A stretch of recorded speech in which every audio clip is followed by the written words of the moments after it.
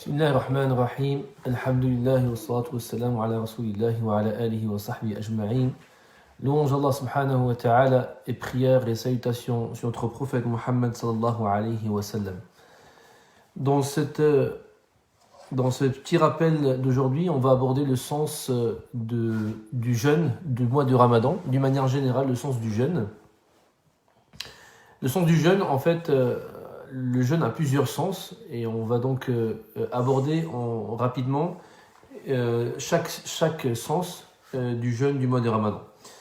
D'abord, le premier sens du Ramadan, ou la finalité du Ramadan, c'est que c'est une preuve forte par rapport à de la foi de chacun de nous, du jeûneur.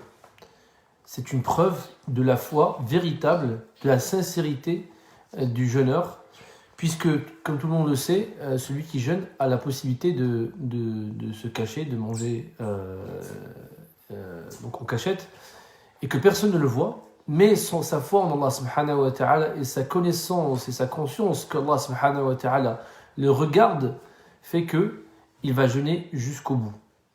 Et donc, cette notion d'adoration secrète fait qu'elle nous donne une sincérité dans ce type d'adoration. Donc on retrouve ce type d'adoration, en tout cas cette sincérité dans d'autres adorations, ne serait-ce que la prière, par exemple. Effectivement, la prière, on l'a fait devant tout le monde, mais personne, comme disait l'imam Mohamed Loki, dans le récompense, que personne ne sait que si on lit Fatiha ou pas, on peut ne pas lire Fatiha. Plus de ça, on peut le faire la prière sans les ablutions. Et donc, toutes ces adorations font qu'elles renforcent notre foi en Allah subhanahu wa ta'ala et renforcent notre conscience qu'Allah subhanahu wa ta'ala nous observe et voit tout ce qu'on fait. Aussi, parmi les sens du mois du Ramadan, enfin du jeûne du mois du Ramadan, c'est l'éducation de l'âme. Puisque lors du mois du Ramadan, on va s'abstenir à faire des choses qu'on pouvait faire facilement. Et donc, pendant le mois de Ramadan, on ne peut pas le faire. Et donc, on a un certain contrôle de soi-même qui fait qu'on éduque notre nafs, notre âme, à ne pas sombrer dans la tentation par rapport au plaisir éphémère de ce bas monde. Et donc, c'est un mois dans l'année qui fait qu'on a un petit contrôle ou une petite épreuve qui fait qu'on va contrôler notre relation par rapport à ces plaisirs et ces tentations éphémères de ce bas monde. On ne peut pas manger, on ne peut pas boire. Pour ceux qui ont des habitudes comme le café, etc., c'est assez dur, c'est des plaisirs de ce bas monde qui sont permis effectivement, mais qu'on ne peut pas le faire jusqu'au coucher du soleil. Et donc là, c'est très important pour notre âme de la bonté et de la maîtriser. Sinon, on se laisserait aller tout au long de l'année au plaisir de ce bas monde. Et puis aussi, parmi les sens derrière le jeûne du mois du Ramadan, c'est le fait de se projeter dans l'au-delà, dans le jour dernier. Puisqu'en fait, celui qui jeûne effectivement s'attend à avoir une récompense dans l'au-delà. Donc on a une adoration qui va durer toute la journée. Ce n'est pas une adoration qui va durer 5 minutes ou 2 minutes, la prière par exemple. C'est toute une journée et tout au long, en fait, on ihtasib. On se dit que Allah Azza wa Jal, il va nous récompenser. Donc on est dans une posture et un état d'esprit de se projeter dans l'au-delà. Alhamdulillah, ça c'est une bonne chose pour nous rappeler effectivement qu'il y a un au-delà et que c'est dans ce bas monde, on est là pour passer cette épreuve, pour décrocher le paradis, pour le paradis avec une vie éternelle.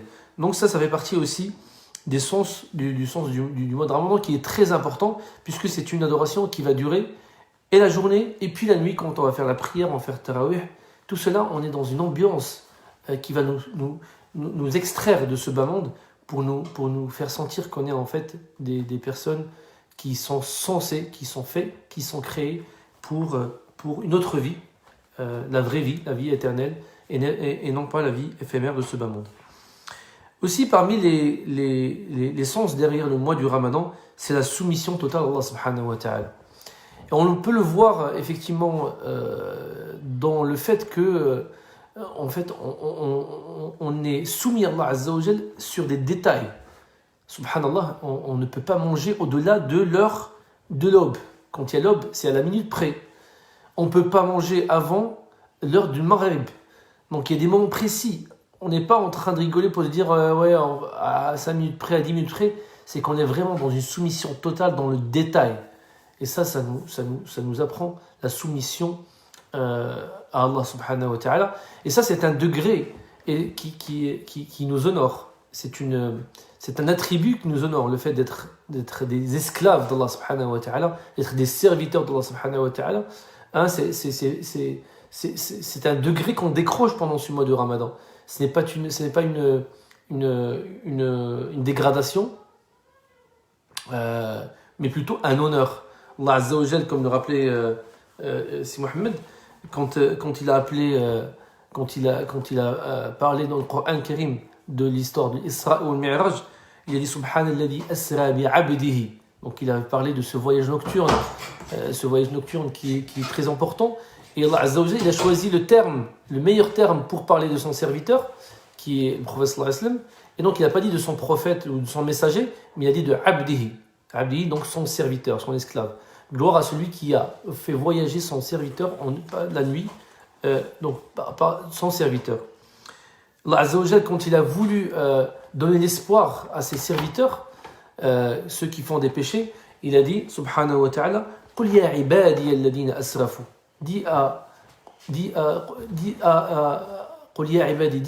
oh mes serviteurs. Donc ces serviteurs, c'est un honneur.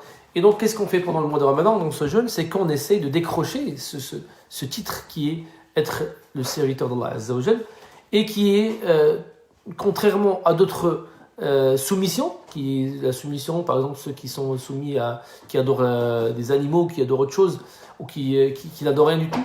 Ça, c'est un honneur qu'Allah Azza wa Jal nous donne. Et puis aussi, pour finir, Inch'Allah, donc cela, en fait, c'est des sens qui touchent l'individu, mais pas que. On va voir que l'impact du mois du Ramadan, le sens derrière le mois de Ramadan, va toucher toute la communauté.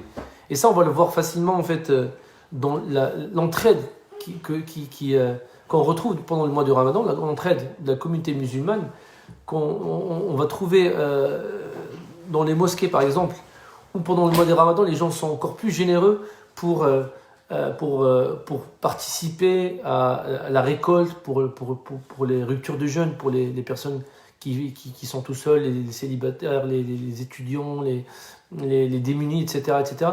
On va trouver ça aussi pendant le mois de Ramadan pour donner de l'argent, de zakat. On va trouver ça aussi dans les heures caritatives qui se font pendant le mois de Ramadan. On va recevoir des messages pour dire nos frères en Syrie, nos frères dans tel pays. Donc les gens donnent fi sabilillah. Aussi pareil, dans le mois du Ramadan, par rapport à la communauté, on va trouver l'indulgence. Juste avant le mois de Ramadan, on va inciter les gens à se pardonner, puis les gens se pardonnent, etc. Pendant le mois de Ramadan, il a rappelé un petit détail, le frère Mohammed, c'est qu'en fait, le fait d'avoir faim et soif nous donne une certaine fatigue dans la journée qui fait qu'on est moins virulent, donc on est plus calme, on est plus serein. On fait les choses avec apaisement et doucement. On n'a pas cette force qui va des fois nous emmener à faire des choses colériques, etc., etc. Donc toutes ces choses-là, en fait, font que le mois de Ramadan, c'est un bien, c'est une grâce d'Allah subhanahu wa ta'ala pour ceux qui savent justement l'utiliser. On demande à Allah subhanahu wa ta'ala qu'il fasse qu'on soit parmi ceux qui profitent du mois du Ramadan et ceux qui profitent du jeûne du mois du Ramadan et qui bénéficient de cette adoration pour augmenter sa foi auprès d'Allah subhanahu wa ta'ala. أقول قولي هذا واستغفر الله لي ولكم والحمد لله رب العالمين.